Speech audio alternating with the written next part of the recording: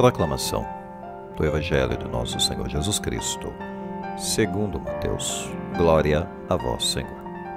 Naquele tempo, Jesus pôs-se a dizer: Eu te louvo, ó Pai, Senhor do céu e da terra, porque escondeste essas coisas aos sábios e entendidos, e as revelaste aos pequeninos. Sim, Pai, porque assim foi do teu agrado.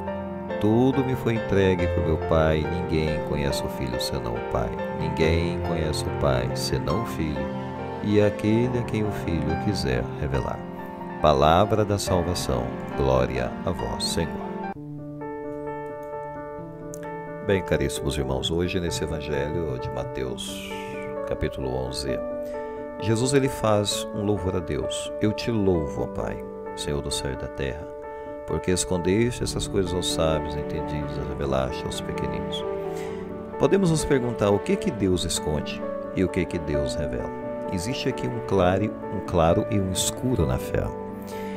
Porque Deus ele faz segredo de alguma coisa para determinadas pessoas e ele revela alguma coisa para outras pessoas.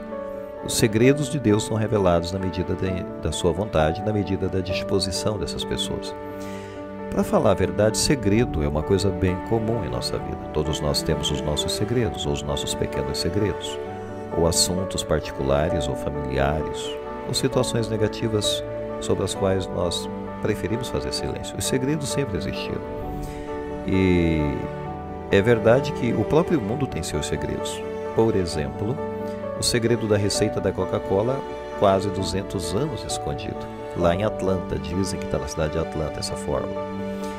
Deve ser uma fórmula boa, porque, na verdade, eles conseguem aí vender 750 milhões de latas por dia, segundo algumas pesquisas.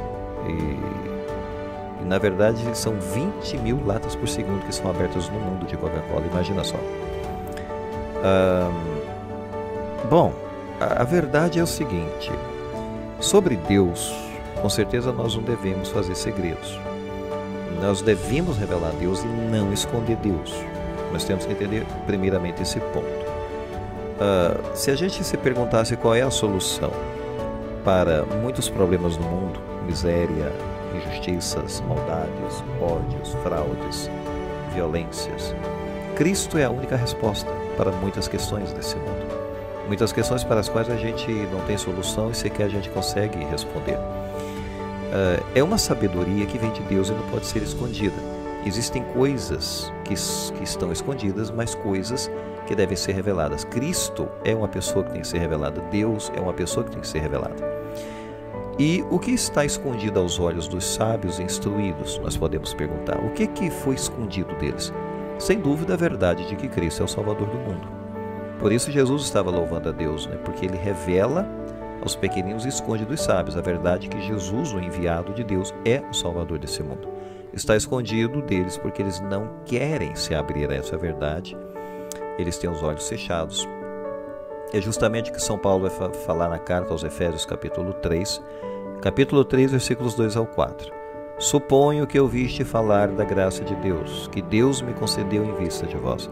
De fato, foi por revelação que tive conhecimento do mistério.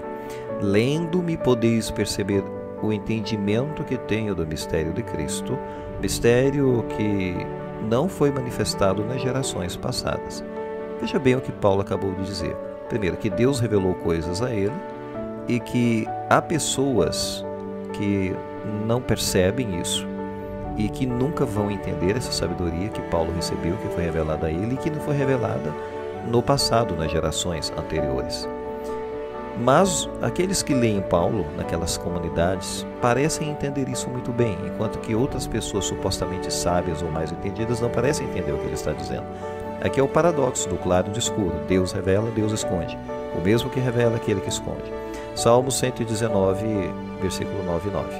Sou mais sábio que todos os meus mestres, porque medito teus testemunhos.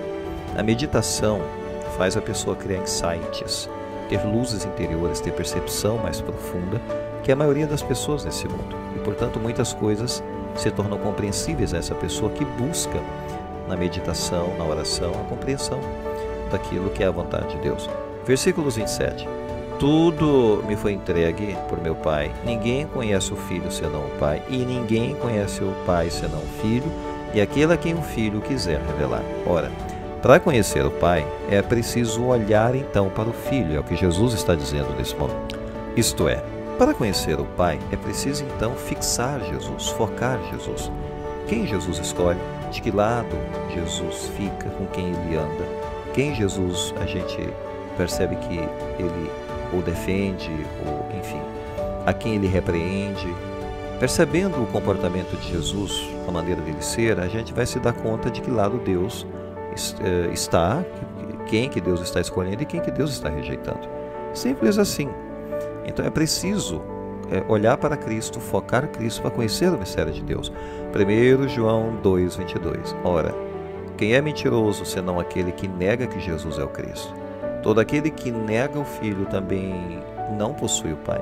Quem confessa o Filho também possui o Pai. Ora, negar Jesus é uma cegueira absurda, mas é exatamente isso, porque está escondido aos olhos dessas pessoas, até aos olhos de muitas pessoas no mundo. Negar Jesus é um contraditório, sem dúvida, porque não há luz ali, a pessoa não está percebendo. E, portanto, nega o Filho de Deus, nega o Salvador, do mesmo jeito que faziam no tempo de Jesus os fariseus, atacando Jesus, não compreendendo a revelação. Do mesmo jeito o nosso mundo é hoje. Vamos pensar um pouco nisso. Será que nós somos humildes e simples o suficiente para Deus nos revelar certas coisas, certos mistérios profundos? Temos essa humildade e simplicidade dos pequeninos do Evangelho, para os quais Jesus se revela? Pensemos nisso. Louvado seja nosso Senhor Jesus Cristo, para sempre seja louvado.